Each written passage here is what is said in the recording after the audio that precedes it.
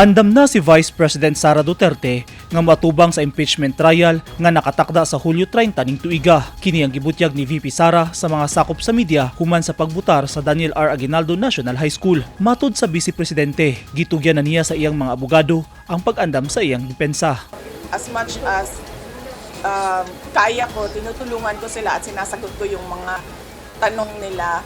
At I point them to the right direction kung saan kukunin yung mga documents for preparations para sa impeachment trial. Wala mahadlok si Vice President Sara Duterte sa mga akusasyon magipasangil kaniya ug andam niyang dawaton ang mamahimong desisyon sa Senado nga mutaral sa iyang kaso.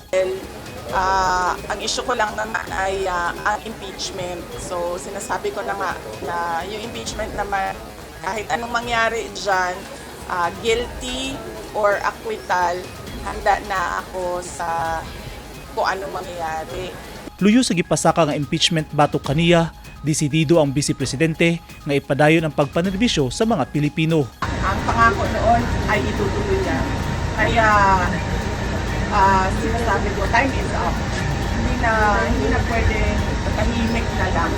Dapat meron na talaga magsabi na hindi nagagawa ng administrasyon kung ano yung karapat-dapat natin. Subay sa konstitusyon, kinahanglan og 16 ka mga boto aron makonvict ug mapalagpot ang Vice President kung 2/3 sa Senado. Naanak karon sa kamot sa mga pro-Duterte sa Senado, hilabi na nga pipila sa mga kaalyado o giendorso nila VP Sara o kanhi President Rodrigo Duterte ang midaog sa 2025 midterm elections. Eugene Hinutan, Newsline Philippines. Stay safe.